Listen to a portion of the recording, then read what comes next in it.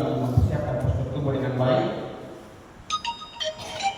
Dalam latihan, postur tubuh perlu berdiri tegak, rileks, bahu tidak terangkat, dan pandangan lurus ke depan. Pandangan lurus ke depan. Kemudian kaki dibuka sejajar dengan bahu agar napas stabil dan dapat menopang tubuh supaya tidak jatuh ke kiri dan ke kanan. Dan kita bisa berdiri dengan tegak. Iya, saya akan membacakan sepintas dari materi ini dan tapi bagian ini kita kembali kepada pakainya. Yang berikut pernapasan.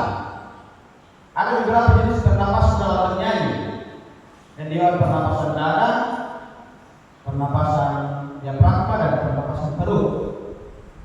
Dan untuk bernyanyi dengan indah dan mudah, sebaiknya kita menggunakan pernapasan diafragma. Pernapasan diafragma adalah pernapasan antara perut dan dada, DTND. Ya.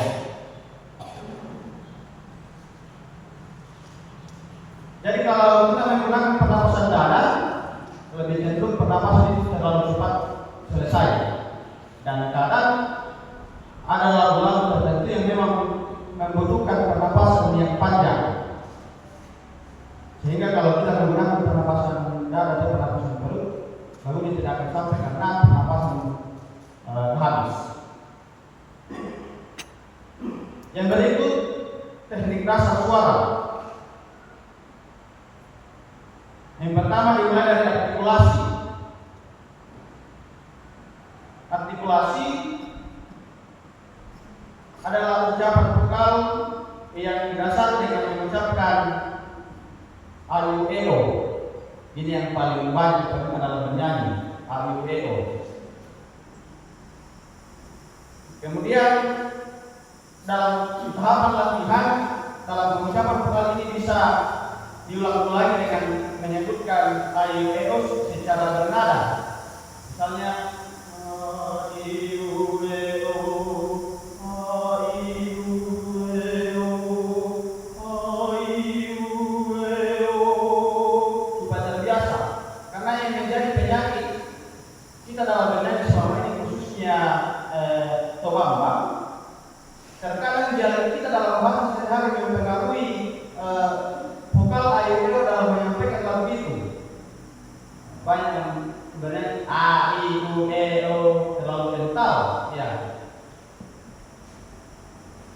Bisa juga dengan latihan digabungkan dengan ma mi mu me mo atau da di du de do.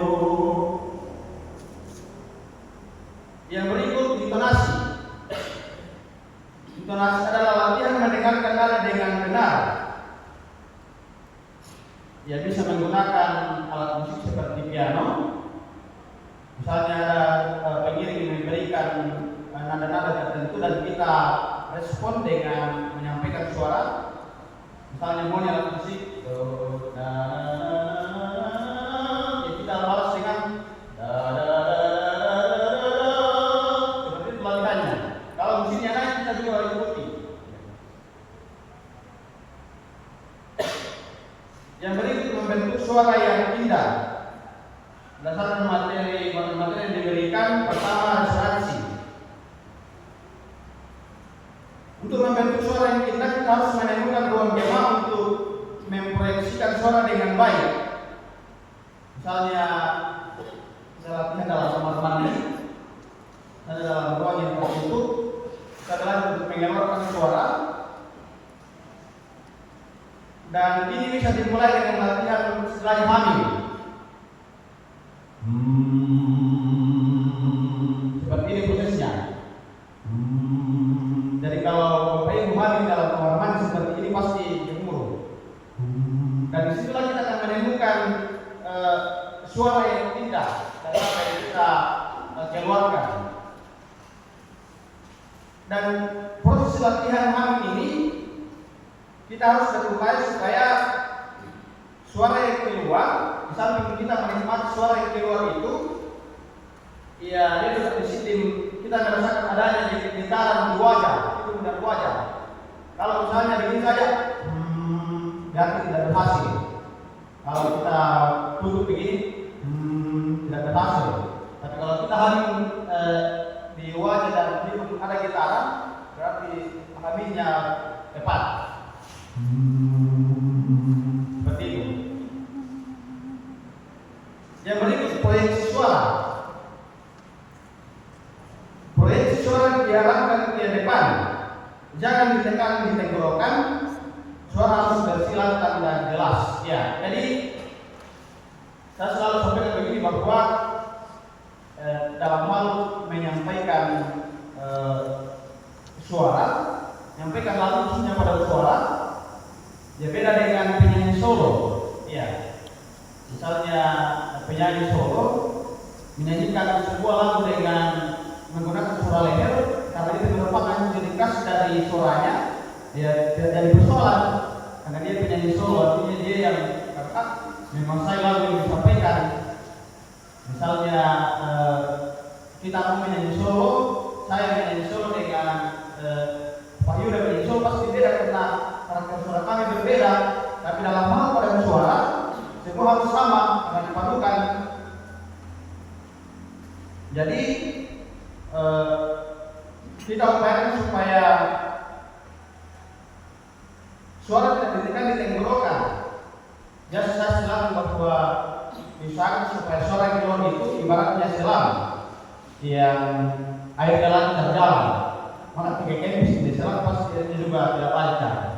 Begitupun suara yang keluar kalau di sini dibuka, pasti suaranya keluar dengan tepat. Tapi kalau di sini ditekan, ya suaranya juga keluar tapi kedengaran kasar.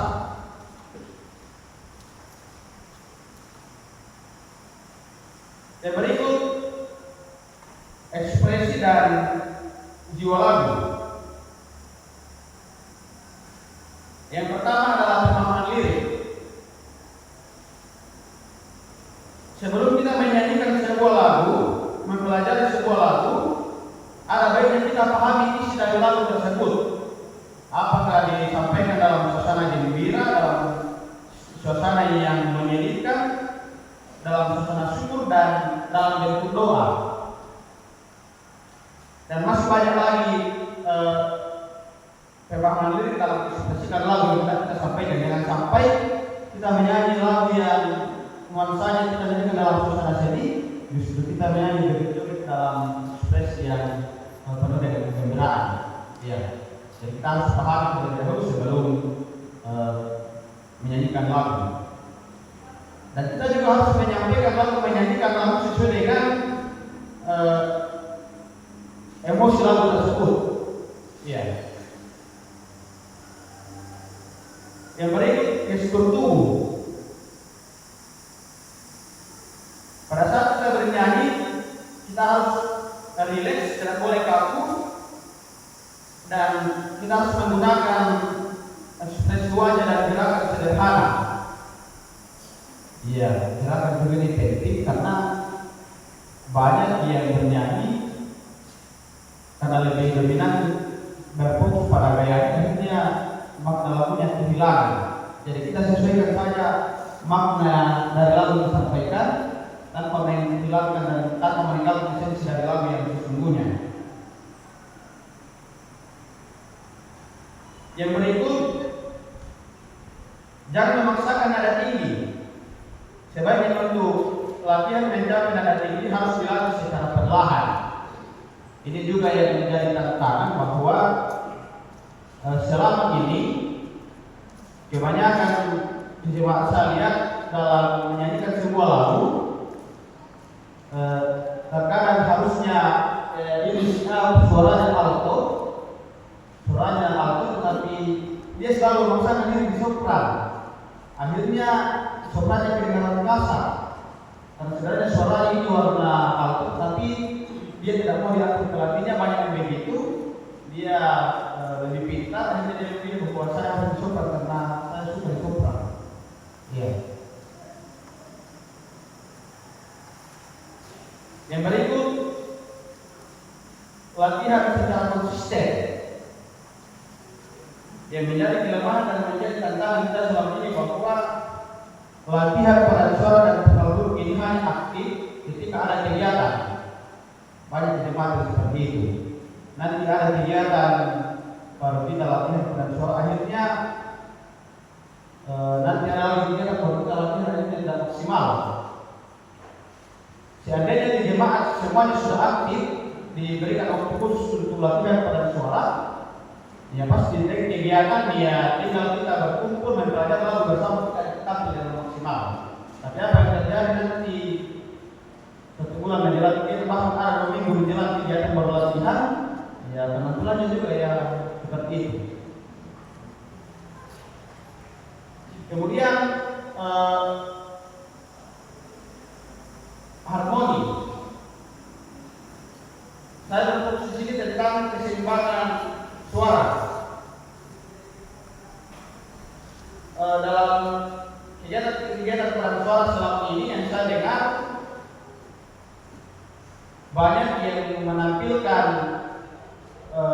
lagu alat pasangnya 20 termasuk soprano, hanya 3 alto, 1 tenor, 20 bass di belakang. Ya. Jadi kedengarannya tidak seimbang karena suara yang lain ditutupi oleh suara yang lebih banyak.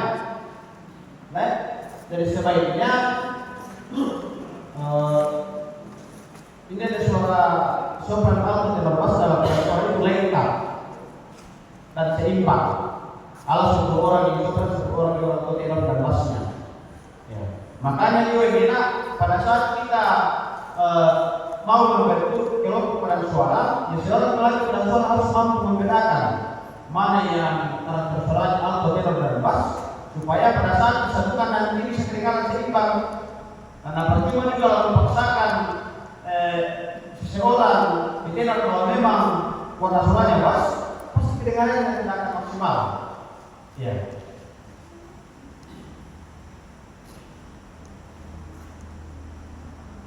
Ya mungkin sekian dulu yang saya sampaikan, dan diberi kesempatan bagi Bapak Ibu peserta ketika ada yang mau disampaikan tentang materi ini.